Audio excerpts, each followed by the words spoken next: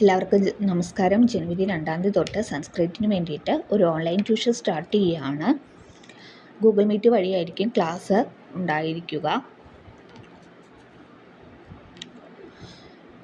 Standard 5 തൊട്ട് 10 വരെയുള്ള കേരള സിലബസിലെ കുട്ടികൾക്കാണ് ഈ ക്ലാസ്സസ് ഉപയോഗപ്രദമാവുക. ജോയിൻ ചെയ്യാൻ ആഗ്രഹിക്കുന്നവർ 9846770380 ഈ നമ്പറിൽ കോൺടാക്റ്റ് ചെയ്യാവുന്നതാണ്. ഇന്ന് ദ്വിതീയ ഏകകമാണ് പഠിക്കാൻ പോകുന്നത്, പലാശം. അപ്പോൾ നോക്കൂ, ആമുഖം ശ്രദ്ധിക്കൂ. പല്ലവിതോയം സംസ്കൃതദ്രുമഃ എന്താണ്? തളിരിട്ട. പല്ലവിതോയം തളിരിട്ട സംസ്കൃതദ്രുമഃ ഈ സംസ്കൃത വൃക്ഷം അത്ര ഇവിടെ സമ്പൂർണ്ണ വികസിതൈഹി ഇവിടെ മുഴുവനായിട്ട്, സമ്പൂർണം എന്ന് പറഞ്ഞാൽ മുഴുവനായിട്ട്, വികസിതൈഹി വികസിച്ച്, പലാശകൈഹി തളിരുകളാൽ, വിലസതി ശോഭിക്കുന്നു, പലാശനാമകെ പലാശം എന്നു പേരുള്ളതായ, അസ്മിൻ ഏകകെ ഈ ഏകകത്തിൽ, ഭോജ്യമേവ വിഷയഃ ഭക്ഷണമാണ്. ഭോജ്യം എന്ന് പറഞ്ഞാൽ ഭക്ഷണമാണ്. വിഷയം എന്ന് പറഞ്ഞിരിക്കുന്നത്. അത്ര ഇവിടെ ത്രയഃ പാഠഃ 3 പാഠങ്ങളാണ്. സമകാലിതഃ എന്താണ്? കൂട്ടിച്ചേർത്തിരിക്കുന്നത്. സമകാലിതഃ കൂട്ടിച്ചേർത്തിരിക്കുന്നത്. ഏതാണ്? ഹിതമിത ഭോജ്യാനം. ഹിതം എന്ന് പറഞ്ഞാൽ എന്താണ്? ഇഷ്ടവും. മിതം എന്ന് പറഞ്ഞാൽ അല്പവുമായ, ഭോജ്യാനാം ഭക്ഷ്യവസ്തുക്കളുടെയും, തഥാ അപ്രകാരം തന്നെ, വ്യായാമാനാം ച വ്യായാമത്തിൻ്റെയും, പ്രാധാന്യ പ്രതിപാദകാനി പ്രാധാന്യത്തെ പ്രതിപാദിക്കുന്നതായ, സുഭാഷിതാനി സമാഹൃത്യ സുഭാഷിതങ്ങൾ സമാഹരിച്ചിട്ട്, സുഖജീവനം നാമക സുഖജീവനം എന്ന് പേരുള്ളതായ ഒരു പാഠവും, ബുഭുക്ഷ വിഷയക ക്ഷുധ ജ്ഞാനപ്രദായിനി വിശപ്പിനെ കുറിച്ചുള്ള ക്ഷുധ ജ്ഞാനപ്രദായിനി എന്നു പേരുള്ള ഒരു ലഘു ചമ്പുവും, തഥാ ഭക്ഷ്യവൈവിധ്യ പ്രതിപാദകം ഭക്ഷ്യ വൈവിധ്യങ്ങളെ പ്രതിപാദിക്കുന്നതായ, ഹിതമേവ അശ്രുയാത് സദാ എന്നുള്ള ഒരു സംഭാഷണ അംശവും ഉണ്ട്. ഹിതസ്യ മിതസ്യ ഹിതം ഇഷ്ടമുള്ളതും, മിതം അല്പവുമായ, ഭോജ്യസ്യ ഭക്ഷണത്തിൻ്റെ, ആദാന പ്രധാന വിഷയേ ആദാന പ്രധാന വിഷയം എന്ന് പറയുന്നത് എന്താണ്? കൊടുക്കൽ വാങ്ങൽ. ആദാനം കൊടുക്കൽ, പ്രധാനം വാങ്ങൽ തുടങ്ങിയ വിഷയങ്ങളിൽ സന്മാർഗം പ്രദർശയതി സന്മാർഗം പ്രദർശിപ്പിക്കുന്ന ഏകകം ഇതം ഏകകമാണ് ഇതെന്ന് പറയുന്നത്. ഇനി തൃതീയ പാഠഃ സുഖജീവനം. 3ാമത്തെ പാഠത്തിൻ്റെ പേരാണ് സുഖജീവനം എന്ന് പറയുന്നത്. നോക്കൂ, പ്രകൃതേഃ സുസ്ഥിതൗ സർവേഷാം സുസ്ഥിതിഃ സംഭവതി. പ്രകൃതിയുടെ സുസ്ഥിതി എന്ന് പറഞ്ഞാൽ താളം തെറ്റാതെയുള്ള നിലനിൽപ്പ്. സർവേഷാം സുസ്ഥിതിഃ സംഭവതി എല്ലാത്തിൻ്റെയും സുസ്ഥിതിയായിട്ട് സംഭവിക്കുന്നു. സർവേ ജന്തവഃ എല്ലാ ജന്തുക്കളും സ്വജീവനായ സ്വന്തം ജീവൻ്റെ നിലനിൽപ്പിനായി പരസ്പരം ആശ്രയിച്ചിരിക്കുന്നു. ആരോഗ്യ സംരക്ഷണത്തിനായിക്കൊണ്ട് ഹിതകരം ഇഷ്ടപ്പെട്ട ഭോജനം ആവശ്യകം ഭവതി. ഇഷ്ടപ്പെട്ട എന്ന് പറഞ്ഞാൽ ആരോഗ്യത്തിന് ഹാനികരം ആവാത്ത തരത്തിലുള്ള ഭക്ഷണങ്ങൾ ആവശ്യകം ഭവതി ആവശ്യകമാണ്. തദ്വത് അതേപോലെ തന്നെ വ്യായാമശ്ച എന്താണ്? അതുപോലെ തന്നെ വ്യായാമവും ആവശ്യകമാണ്. ആരോഗ്യ വ്യായാമ പ്രതിപാദകാനി ആരോഗ്യത്തെയും വ്യായാമത്തെയും പ്രതിപാദിക്കുന്ന ചത്വാരി 4 സുഭാഷിതാനി പഠാമഹ 4 സുഭാഷിതങ്ങൾ പഠിക്കാം. ഇനി ആമുഖം ശ്രദ്ധിക്കൂ. ആമുഖത്തിൽ എന്തൊക്കെയാ പറയുന്നത്? ആധുനിക കാലത്ത് ജനങ്ങളുടെ ജീവിതശൈലി ബഹൂനാം വളരെയധികം രോഗാനാം ഹേതുഭവതി രോഗങ്ങൾക്ക് കാരണമാകുന്നു. ആരോഗ്യം സംരക്ഷിക്കുന്നതിനും രോഗാനാം പ്രതിരോധായ രോഗങ്ങളെ പ്രതിരോധിക്കുന്നതിനും വ്യായാമഃ വ്യായാമം ആവശ്യം തന്നെയാണ്. ജീവിതശൈലീ രോഗങ്ങളാണ് ഏതൊക്കെയാണ്? പ്രമേഹഃ, രക്താതിമർദ്ദം, രക്തസമ്മർദ്ദം, പ്രഷർ എന്ന് പറയുന്നു. ഭാരാധിക്യം, അമിതവണ്ണം, ഹൃദ്രോഗം ഇത്യാദയഃ. അപ്പോൾ ഏതൊക്കെയാണ് ജീവനശൈലി രോഗങ്ങൾ എന്ന് പറയുന്നത്? പ്രമേഹം, രക്താതിമർദ്ദഃ, രക്തസമ്മർദ്ദം, പ്രഷർ എന്ന് പറയുന്നു. ഭാരാധിക്യം, അമിതവണ്ണം, ഹൃദ്രോഗം തുടങ്ങിയവയാണ്. ജീവിതശൈലി പരിവർത്തനം കൊണ്ട്, അതിൻ്റെ മാറ്റം കൊണ്ട് ഏതേഷാം രോഗാനാം, ഈ മുമ്പ് പറഞ്ഞ രോഗങ്ങളെല്ലാം നിവാരണം കർത്തും ശക്യത, ഇല്ലാതാക്കുവാനായിട്ട് സാധിക്കും. ഇനി നമ്മൾ പറയുന്നത്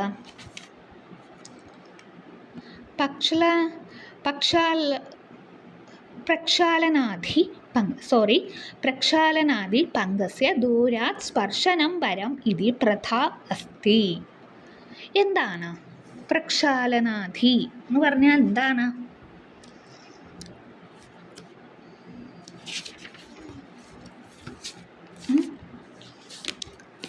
പ്രക്ഷാളനാദി പങ്കസ്യ ദൂരാത് സ്പർശനം വരം ഇതി പ്രഥാ അസ്തി എന്ന് പറഞ്ഞാൽ എന്താണ്? കഴുകളിലൂടെ, പ്രക്ഷാളനാദി എന്ന് പറഞ്ഞാൽ കഴുകളിലൂടെ അഴുക്കിനെ, പങ്കം എന്ന് പറഞ്ഞാൽ അഴുക്കാണ് പങ്കം. ദൂരാത് സ്പർശനം, ദൂരേക്ക് അകറ്റാം എന്നുള്ള ഒരു പ്രസിദ്ധിയുണ്ട് എന്നാണ് പറയുന്നത്. അപ്പോൾ അങ്ങനത്തെ ഒരു പ്രസിദ്ധിയുണ്ട്. എന്താണ് പ്രസിദ്ധി? കഴുകളിലൂടെ അഴുക്കിനെ നമുക്ക് ദൂരേക്ക് അകറ്റാമെന്ന് പറയുന്ന ഒരു പ്രസിദ്ധിയുണ്ട് എന്നൊക്കെ പറയുന്നുണ്ട്. അപ്പം അത് ഏതിലൊക്കെ കാണാം നമുക്ക്?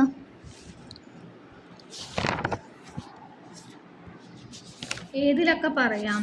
അത് നമുക്ക് പഠിക്കാനില്ല, പക്ഷേ നമ്മൾ നോക്കി വെക്കേണ്ടതാണ്. അത് നോക്കി വെച്ചില്ലെങ്കിൽ അത് നമുക്ക് ഈ വരി മഹാഭാരതത്തിലും പ്രക്ഷാളനാദി പങ്കസ്യ ദൂരസ്പർശനം വരം ഇതി പ്രഥാസ്തി, ഈ വരികൾ നമ്മുടെ മഹാഭാരതത്തിലും ഹിതോപനിഷത്തിലും പഞ്ചതന്ത്രത്തിലും കാണാവുന്നതാണ് എന്ന് ഉള്ള ലഭ്യമായ രേഖകളിൽ നിന്ന് പറയുന്നുണ്ട്. അപ്പോൾ ഹിതോപദേശത്തിൽ എന്താ പറയുന്നതെന്ന് വെച്ചാൽ, ധർമാർത്ഥം യസ്യ വിദ്യേഹ വരം തസ്യ നിരീഹത പ്രക്ഷാളനാദി പങ്കസ്യ ദൂരാത് സ്പർശനം വരം. ഇനി പഞ്ചതന്ത്രത്തിൽ എങ്ങനെ പറഞ്ഞിരിക്കുന്നത്? ധർമാർത്ഥം യസ്യ വിദ്യേഹ തസ്യാവി ശുഭാവഹ പ്രക്ഷാളനാദി പങ്കസ്യ ദൂരാത് സ്പർശനം വരം എന്നാണ് പറഞ്ഞിരിക്കുന്നത്. അപ്പം ശ്ലോകം നോക്കൂ. തത്വത് അപ്രകാരം, തദ്വത് അതുപോലെ,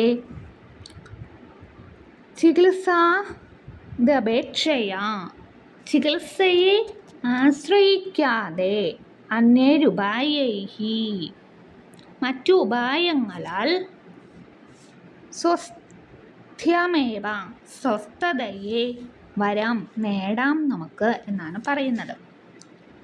അപ്പം എന്തൊക്കെയാണ് പറഞ്ഞിരിക്കുന്നത്? അടുത്ത ശ്ലോകമാണ് നമ്മൾ പഠിക്കാൻ പോകുന്നത്. ശ്രദ്ധിക്കുക.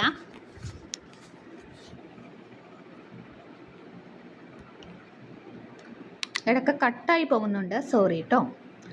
വിനാഭി ഭേഷജൈ വ്യാധി പഥ്യാദേവ നിവർത്തതേ നു പഥ്യാവിഹീനസ്യ ഭേഷജാനം ശതേരഭി. എന്താ പറയുന്നത്? ശ്ലോകം ഒന്നും കൂടി വായിക്കാം. വിനാഭി ഭേഷജൈ വ്യാധി പഥ്യാദേവ നിവർത്തതേ നു പഥ്യാവിഹീനസ്യ ഭേഷജാനാം ശതേരപി. അപ്പോൾ വ്യാധി എന്ന് പറഞ്ഞാൽ അന്വയം നോക്കുക. വ്യാധി എന്ന് പറഞ്ഞാൽ രോഗം എന്നാണ് അർത്ഥം. ഭേഷജൈഹി വിനാഭി മരുന്നില്ലെങ്കിലും പഥ്യാദേവ ദിനചര്യ കൊണ്ട് ഇന്നത് കഴിക്കുക ഇന്നത് കഴിക്കാൻ പാടില്ല എന്നുള്ളത് ദിനചര്യ എന്നാണ് പറയുക. അപ്പം ആയുർവേദത്തിലൊക്കെ പഥ്യം പറയുന്നുണ്ട്. അപ്പം ആ പഥ്യാദേവ ദിനചര്യ കൊണ്ട് എന്താ നശ്യതേ ആ രോഗങ്ങൾ മാറും. സഹാത്തു ആ എന്താണ് രോഗമാകട്ടെ, അതാണ് സഹാരോഗഹാത്തു ആ രോഗമാകട്ടെ പഥ്യവിഹീനസ്യ എന്താണ് ഒരു ഡയറ്റ് ഇല്ലെങ്കിൽ അല്ലെങ്കിൽ ഒരു ദിനചര്യ ഇല്ലാത്ത ഒരാളുടെ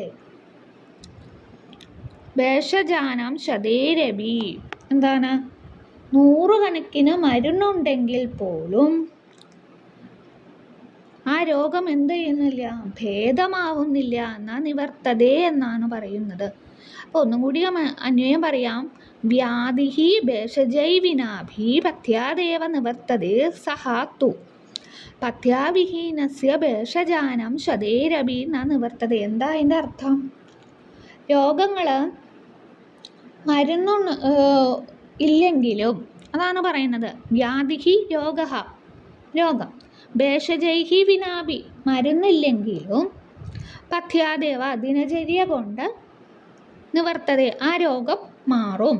സഹതു ആ രോഗമാകട്ടെ പഥ്യാവിഹീനസ്യ ഒരു ഡയറ്റ് ഇല്ലാത്ത അല്ലെങ്കിലോ ഒരു ദിനചര്യ ഇല്ലാത്ത ഒരാളുടെ ഭേഷജാനാം ശതേരപി 100 കണക്കിന് മരുന്നുണ്ടെങ്കിൽ പോലും നിവർത്തതേ ആ രോഗം ഭേദമാവില്ല.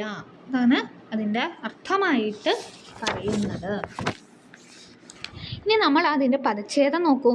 പ്രക്ഷാലനാത് അധികം ഹി വിനാഭി വിന അധികം അഭി ഭേഷജൈ വ്യാധിഹി ഭേഷജൈഹി വ്യാധിഹി പഥ്യാദേവ പഥ്യാത് ഏവ ശതേരപി ശതൈഹി അഭി. അതാണ് പദച്ഛേദം. ഇനി നമ്മൾ പഠിക്കുന്നത് ധാതു പരിചയമാണ്. നിവർത്തതേ നമ്മൾ ഇന്നത്തെ ഇമ്പോർട്ടൻ്റ് ടോപ്പിക്സിൽ പറഞ്ഞതാണ്. നീ എന്ന് പറയുന്ന ഉപസർഗപൂർവകത്തിന് മൃദുവർത്തനെ എന്നുള്ള ധാതുവാണ് വരിക. നീ എന്ന് പറയുന്നത് ഉപസർഗപൂർവകമാണ്. മൃദുവർത്തനെ എന്ന് പറയുന്നത് ധാതുവാണ്. പരസ്മൈപതി ആത്മനേപതി എന്ന് പറയുന്ന 2 എണ്ണം ഉണ്ട്. അതിൽ ആത്മനേപതിയാണ് നിവർത്തതേ എന്നുള്ളതിൽ വരിക. ലെറ്റ് പ്രഥമ പുരുഷ ഏകവചനം എന്നാണ് പറഞ്ഞിരിക്കുന്നത്. അതേപോലെ തന്നെ നമ്മൾ ഇമ്പോർട്ടൻ്റ് ആയിട്ട് രണ്ടാമത്തെ ടോപ്പിക്കാണ് വിന എന്ന് പറയുന്നത്. വ്യാകരണ വിശേഷത്തിൽ വരുന്നതാണ് വിന. അപ്പം വിന ശബ്ദയോഗെ ദ്വിതീയ തൃതീയ പഞ്ചമി ച. വിന എന്ന ശബ്ദത്തിൻ്റെ യോഗത്തിൽ ദ്വിതീയ തൃതീയ പഞ്ചമി എന്ന വിഭക്തികളെ ഉപയോഗിക്കാവൂ. അപ്പോൾ ഉദാഹരണം ഞാൻ പറഞ്ഞിരുന്നു. ഉദാഹരണം നോക്കൂ. ജലം വിന ജീവിതം നാസ്തി. അത് ദ്വിതീയ വിഭക്തിയിലാണ് വന്നിരിക്കുന്നത്. ഇനി തൃതീയ വിഭക്തിയിലാണെങ്കിലോ ജലേന വിന ജീവിതം നാസ്തി. പഞ്ചമി വിഭക്തിയിലാണെങ്കിലോ ജലാത് വിനം ജീവിതം നാസ്തി. അങ്ങനെയാണ് അത് വരിക. ഇനി രണ്ടാമത്തെ ശ്ലോകം നോക്കാം നമുക്ക്. വ്യായാമം കുർവതോ നിത്യം വിരുദ്ധമഭിഭോജനം വിദഗ്ധം അവിദഗ്ധം വ നിർദോഷം പരിപച്യതേ. ഒന്നും കൂടി പറയാം. വ്യായാമം കുർവതോ നിത്യം വിരുദ്ധമഭിഭോജനം വിദഗ്ധം അവിദഗ്ധം വ നിർദോഷം പരിപച്യതേ. ഒന്നുകൂടി വായിക്കാം. വ്യായാമം കുർവതോ നിത്യം വിരുദ്ധമഭിഭോജനം വിദഗ്ധം അവിദഗ്ധം വ നിർദോഷം പരിപച്യതേ. അതിൻ്റെ പദച്ഛേദം നോക്കൂ. കുർവതോ നിത്യം കുർവതഃ അധികം നിത്യം.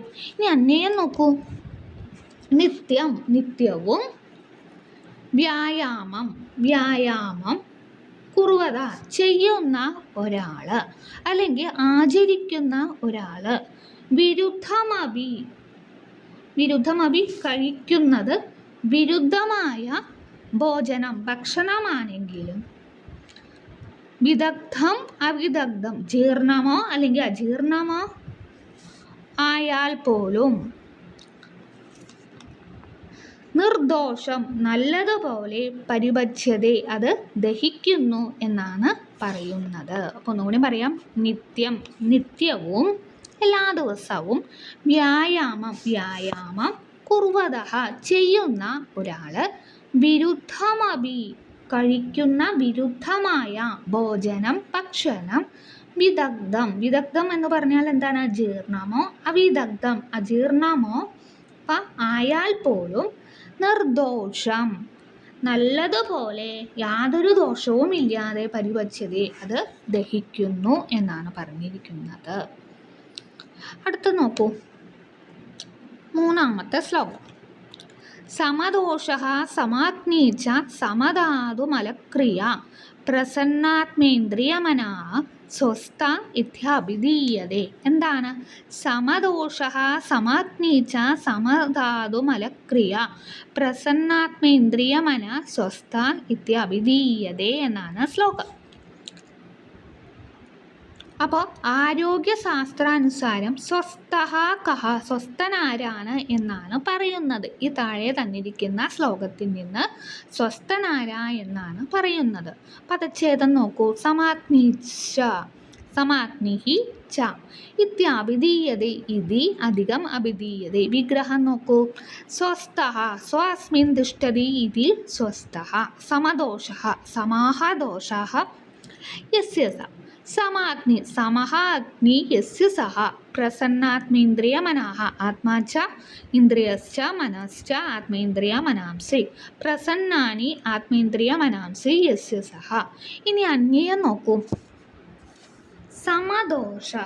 സമദോഷം എന്ന് പറഞ്ഞാൽ യാതൊരുവനാണോ ദോഷങ്ങൾ, അതേപോലെ തന്നെ സമാഗ്നി അഗ്നി,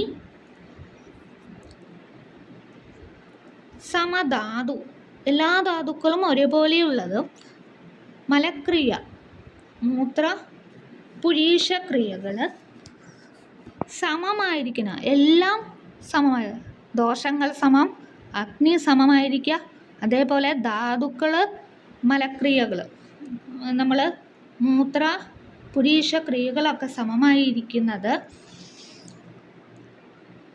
അപ്രകാരം തന്നെ എന്താ?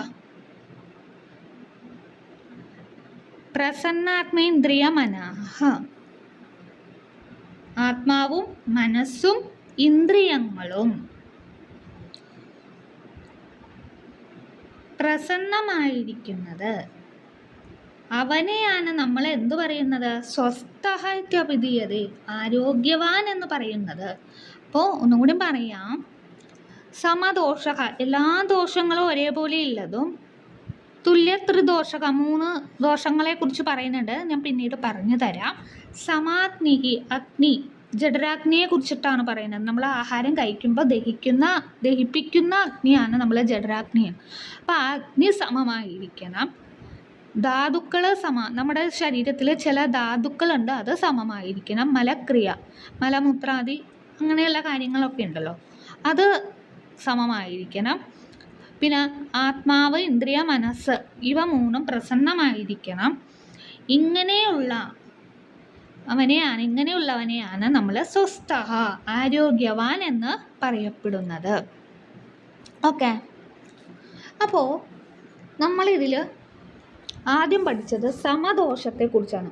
അത് ത്രിദോഷം 3 ദോഷങ്ങളുണ്ട്. ഏതൊക്കെയാണ് 3 ദോഷങ്ങൾ? വാത പിത്ത കഫം.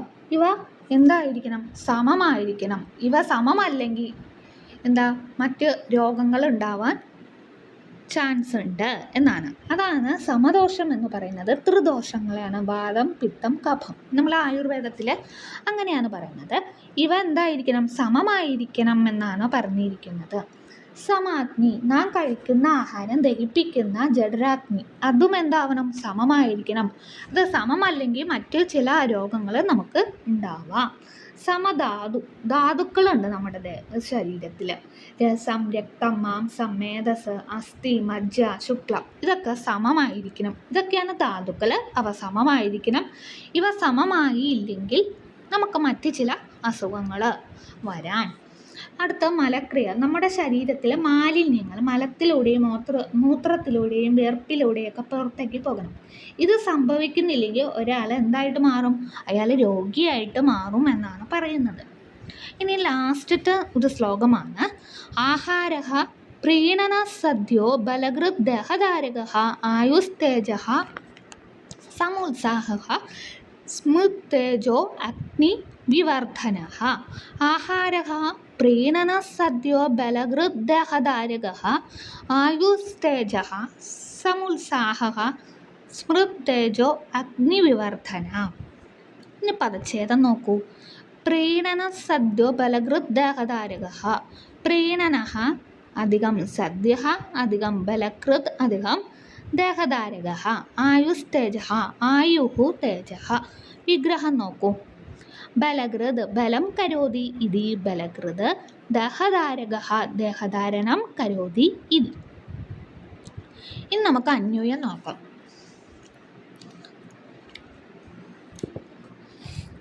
ആഹാരഃ ആഹാരം പ്രീണന സന്തോഷത്തോടെ നൽകുന്നു. സദ്യഃ പെട്ടെന്ന്. ബലകൃത് ബലം ബലകൃത് ബലം പ്രദാനം ചെയ്യുന്നു. ദേഹധാരകഃ ശരീരത്തെ നിലനിർത്തുന്നു. ആയുഃ ആയുസ്. തേജഃ തേജസ്. സമോത്സാഹഃ ഉത്സാഹം. സ്മൃതി ഓർമ്മശക്തി.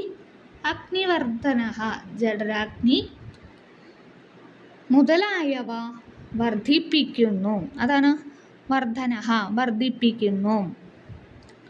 ഒന്നുകൂടി പറയാം. ആഹാരഃ ആഹാരം പ്രീണനഃ സന്തോഷത്തെ നൽകുന്നു. സദ്യഃ പെട്ടെന്ന്. ബലം ബലകൃത് എന്ന് പറഞ്ഞാൽ ബലദായകഃ ബലത്തെ പ്രദാനം ചെയ്യുന്നു. ദേഹധാരകഃ ശരീരത്തെ നിലനിർത്തുന്നു. ആയുഃ ആയുസ്. തേജഃ തേജസ്. സമുത്സാഹഃ ഉത്സാഹം. സ്മൃതി ഓർമ്മശക്തി. അഗ്നി ജഠരാഗ്നി മുതലായവ വർധനഃ വർദ്ധിപ്പിക്കുന്നു. ഇത്രയേ ഉള്ളൂ. ചപാവതി അത് വർദ്ധിപ്പിക്കുന്നു എന്ന് അർത്ഥം. ഇത്രയേ ഉള്ളൂ നമ്മുടെ 3ാമത്തെ ചാപ്റ്റർ. അപ്പം ജനുവരി 2 തൊട്ട് സംസ്കൃതത്തിന് വേണ്ടിയിട്ട് ഒരു ഓൺലൈൻ ട്യൂഷൻ സ്റ്റാർട്ട് ചെയ്യാണ്. ഗൂഗിൾ മീറ്റ് വഴിയായിരിക്കും ക്ലാസ് നൽകുക. കേരള സിലബസിലുള്ള സ്റ്റാൻഡേർഡ് 5 തൊട്ട് 10 വരെയുള്ള കുട്ടികൾക്കാണ് ഇത് യൂസ്ഫുൾ ആവുക.